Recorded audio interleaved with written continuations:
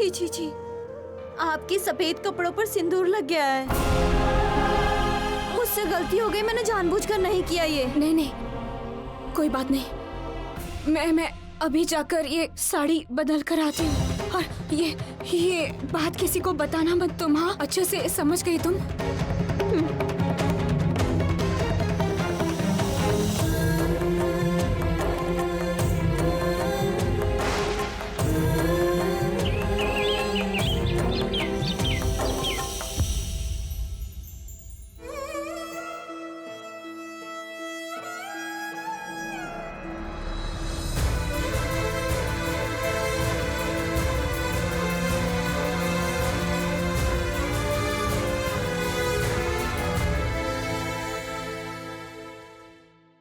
गौरी को कब मारने के बारे में सोचा है? इतनी जल्दबाजी ठीक नहीं है शैलमा। उसे मारने के लिए अच्छे से प्लान बनाने की जरूरत है। और अब तो इस घर में मेरा आना जाना लगा ही रहेगा शैलमा। तो सही वक्त आने पर मैं गौरी को खत्म कर दूंगा। सुनो, मेरे पास इंतजार के लिए वक्त नहीं है। जो कुछ करना होगा जल्दी ही करना होगा।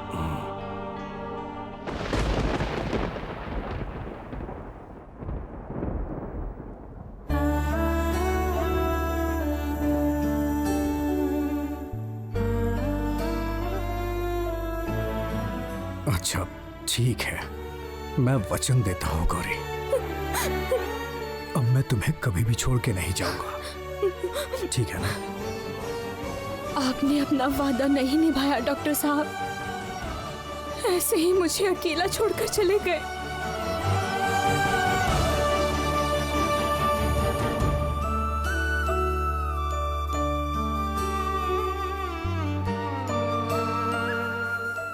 ये सब कैसे हुआ गौरी? हमें तो कुछ पता ही नहीं चला। मिस्टर घोष, होली में यही लिखा था, ईशान ऊंचाई से खाई में गिर गया, फिर हमें उसकी बॉडी मिली। हम लोग जब तक शमशान पहुंचते तब तक उसका शरीर चिता पे रखा जा चुका था।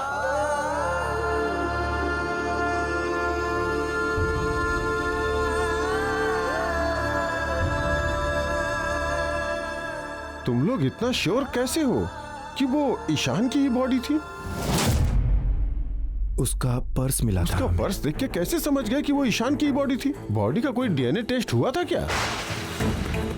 ये तो पुलिस को करना चाहिए। बॉडी का पोस्टमार्टम नहीं हुआ, डेथ सर्टिफिकेट नहीं है, फिर भी आप लोगों ने मान लिया कि ये ईशान की ही बॉडी है। वहाँ के ही लोगों ने कहा कि ये ईशान की ही बॉडी है। वो लोग पहले से ईशान को ढूंढ रहे थे। कुछ लोगों ने कहा और आप लोगों ने यकीन कर लिया। स्ट्रेंज। और ऊपर से उसका श्राद्ध भी कर रहे हैं आप लोग। गौरी, तुम तो वहां पे थी, तुम तो सही से बताओ कि वहां क्या हुआ था? ईशान बहुत रिस्पॉन्सिबल लड़का है। वो अकेले अकेले गड्ढे की ओर चला गया और वहां पैर फिसलने से गड्ढे में गिर गया? नहीं नहीं, ये कभी नहीं हो सकता। वहां जरूर कुछ और ही हुआ होगा। गौरी! तुम यहाँ खड़े खड़े क्या देख रहे हो? कुछ करो वरना सारा का सारा सच सामने आ जाएगा। अच्छा, मैं क्या बोल रहा हूँ, अभी आप लोग ये सब बातें बंद कीजिए ना। अभी थोड़ा सब लोग मौन का पालन करें, थोड़ा शांति रखिए यहाँ पर, ठीक है?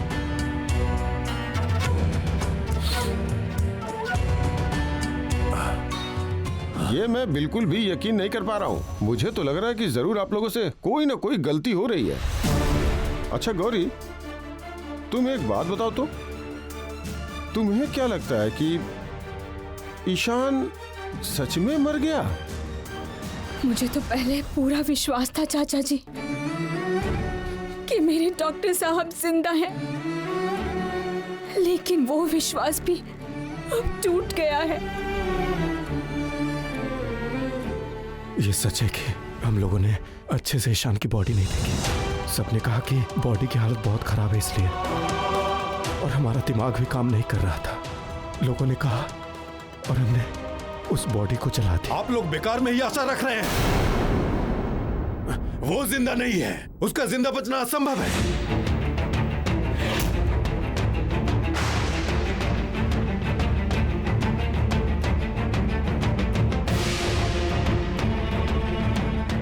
आप आप किस तरह कह सकते हैं ये? क्या उस वक्त आप वहां पर थे?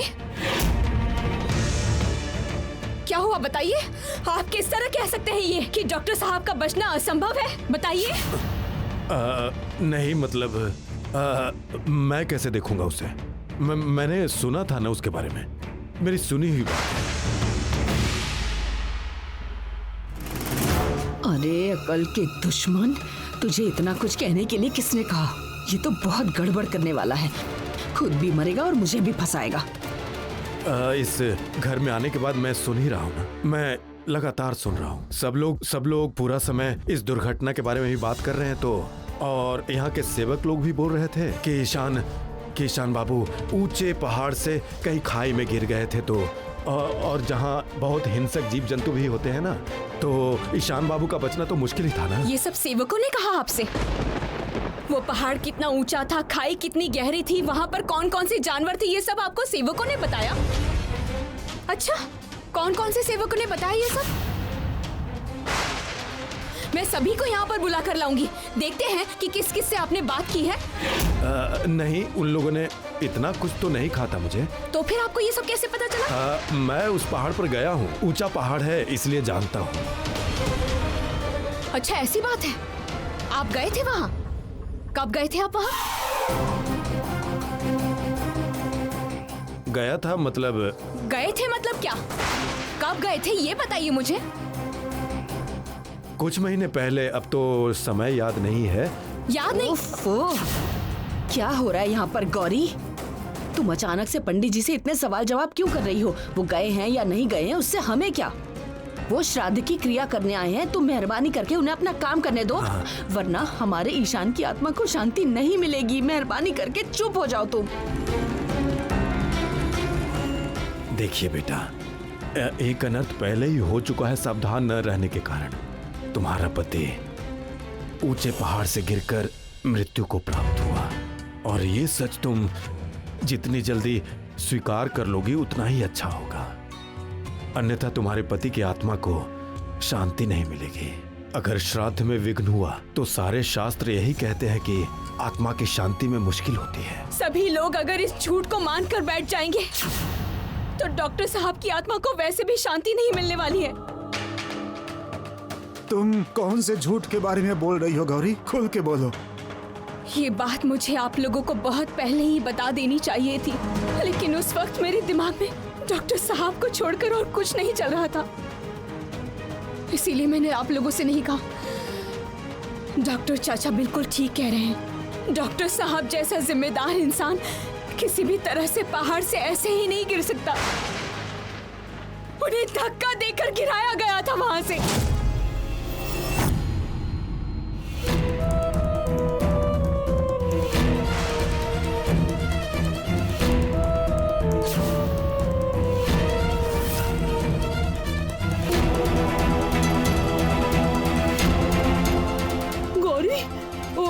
तुम क्या बोल रही हो?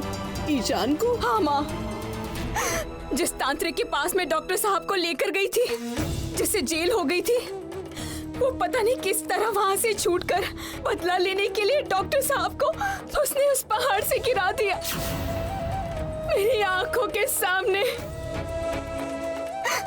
और मैं कुछ भी नहीं कर पाई माँ। उसे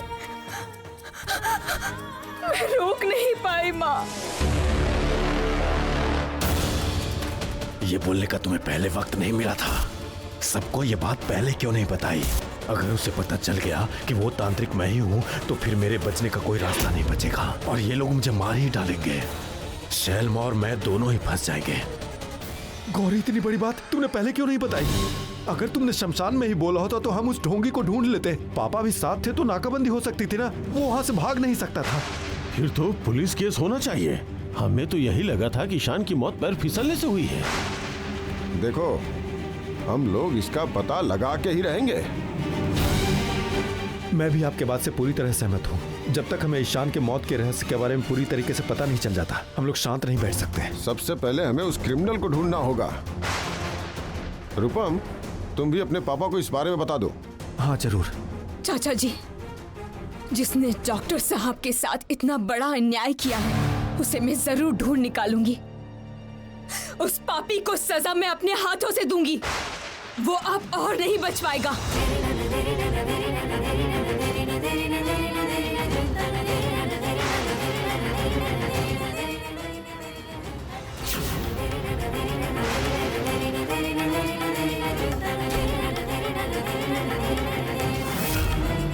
श्राद्ध का काम शुरू होने से पहले इतना बड़ा अपशगुन हो गया।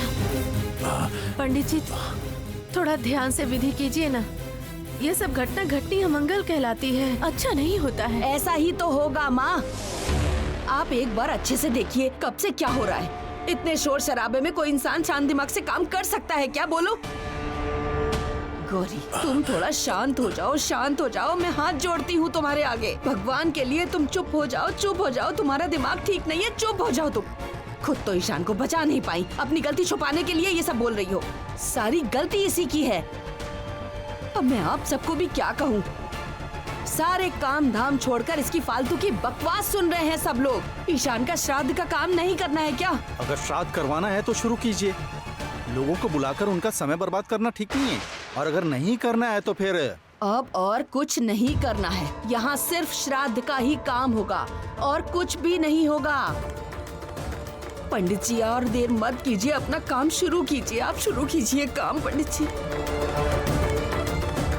ऐसा क्यों लग रहा है कि शैलू कोई बात छिपाने की कोशिश कर रही है?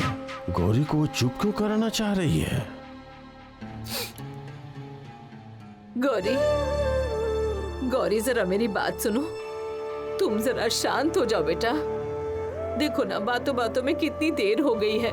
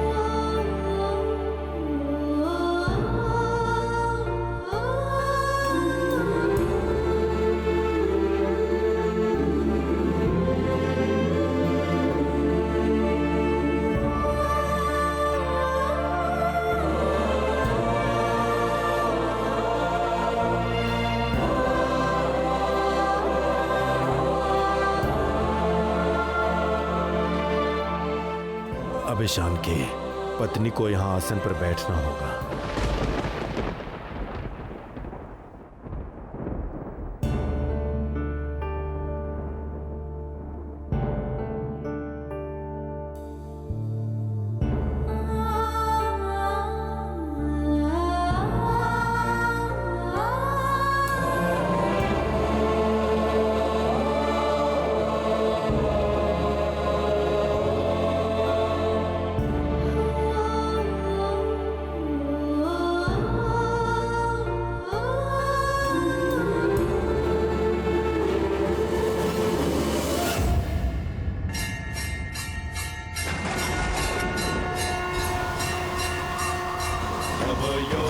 संपन्ने गजकुंभमस्तनि नागेश्वरी शिवे शान्ते कालिकायै नमस्तुते।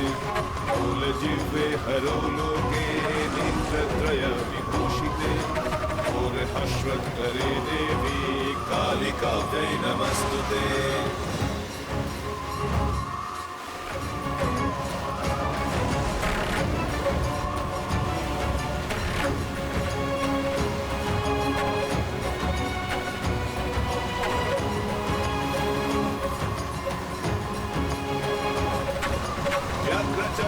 बराधारे खड्गकर्त्रे करे हरे कपालेन्द्रे हरे वामे कालिकायै नमस्तुते। जटाधारे नहीं नहीं, मैं और तेरे यहाँ पर रुका तो मारा ही जाऊंगा। भागना ही होगा मुझे यहाँ से, भागना ही होगा।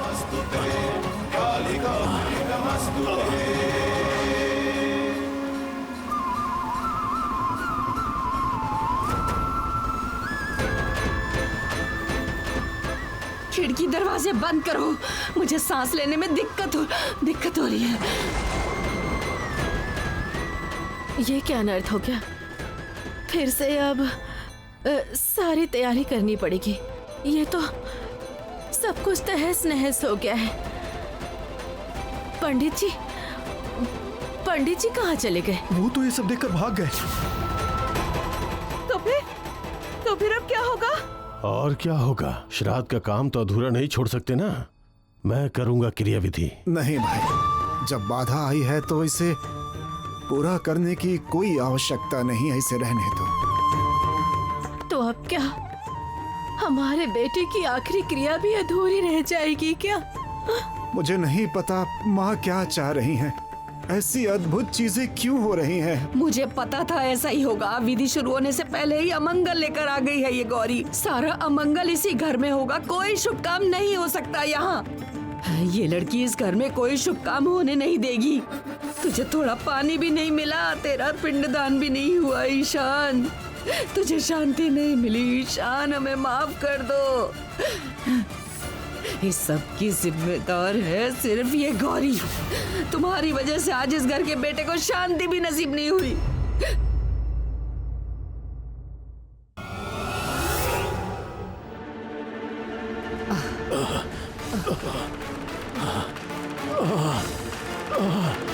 अरे बाप रे, अरे माँ, आज तो मैं तुम्हें मार डालूंगी। अरे ये आपने क्या किया? आप मुझे यहाँ लेकर इसलिए आई थी ताकि आप मुझे मार डालें और आपको पैसे ना देना पड़े इसलिए। तुम्हारे पैसे मैं लौटाऊं उसकी कोशिश की थी मैंने, लेकिन तुम इतने बड़े बेवकूफ हो, मुझे पता ही नहीं था। क्या किया तुमने? हाँ, उस श्राद्ध का काम अधूरा छोड़कर तुम यहाँ चले आए। आप क्या अंधी हैं कि पागल हो गई हैं? आपने देखा नहीं वहाँ क्या क्या हो रहा था? और उसके बाद भी मैं वही रहता क्या? तुम्हारी इतनी हिम्मत हो गई कि तुम मुझे अंधी और पागल बोल रहे हो? अभी ये त्रिशूल मैं तुम्हारे सीने में उतार सकती हूँ। मरने से पहले मैं आपका चेहरा सबके सामने पर्दाफाश कर दूंगा, समझ गई आप? और उसके बाद मुझे जहाँ जाना होगा आपको भी वहीं जाना होगा। दुनिया के लिए होगी आप शैलमा, लेकिन आप कौन है मुझे अच्छी तरीके से पता है। असलियत जानता हूँ मैं। आपने अपने भतीजे का खून करवाया है, समझ गई आप? बुआ जी, बुआ जी, बुआ जी,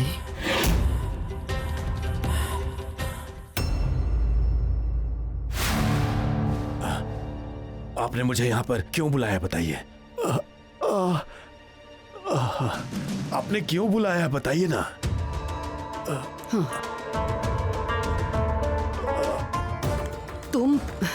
तुम वहाँ से क्रिया विधि किए बिना भाग गए, उसका जवाब मुझे देना पड़ा।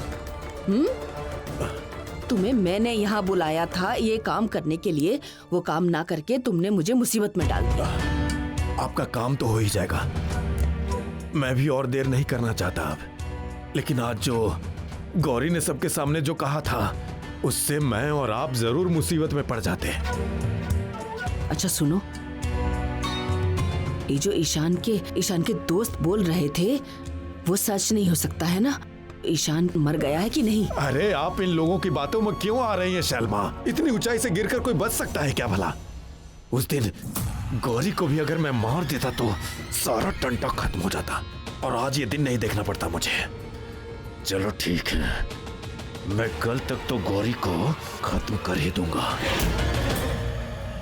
और उसके बाद ईशान और गौरी दोनों का साथ में श्राद्ध करूंगा।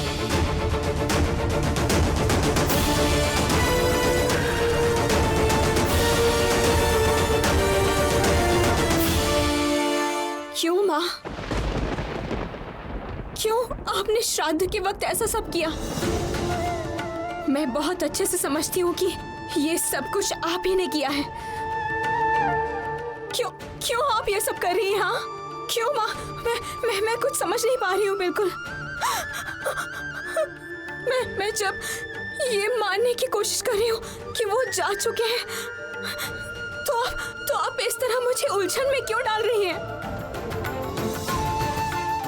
आप क्या मुझे शांति से मरने भी नहीं देंगी? इस तरह तिल तिल कर मरूंगी। कौन इस तरह करता है अपनी ही बेटी के साथ? हाँ, कौन सी माँ? और आपसे मैं कहूं ही क्या, जो माँ अपनी बेटी के मांग के सिंदूर को मिटते देख सकती है फिर भी चुपचाप ही रहती है, उनसे और मैं क्या उम्मीद कर सकती हूँ? हाँ, मैं तो पहले आपसे चीख चीख कर ये कह रही थी कि मेरे डॉक्टर साहब जिंदा हैं, वो मरे नहीं हैं अभी। तब आपने मुझे कोई संकेत दिया था क्या? नहीं दिया था ना? तो फिर आज क्या कहना चाहती हैं आप मुझसे?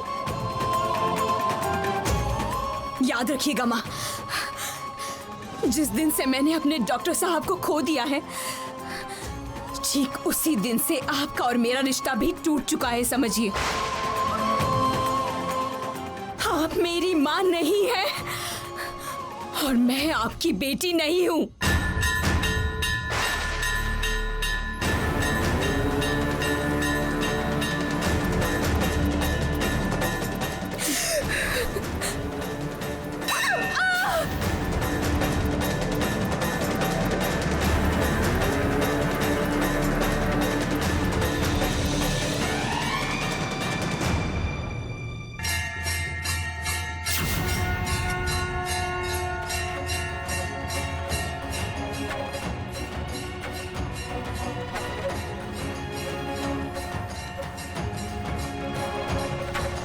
व्याघ्रचर्मम्बराधारे खड्गकर्त्रिकरे हरे कपालेन्द्रिभरे वामे कालिकाभ्यै नमस्तुते नीलोत्पलजटाधारे सिन्धुरेन्दुमुखोदये सुरद्भद्रष्टदोषणे कालिकाभ्यै नमस्तुते कालिकाभ्यै नमस्तुते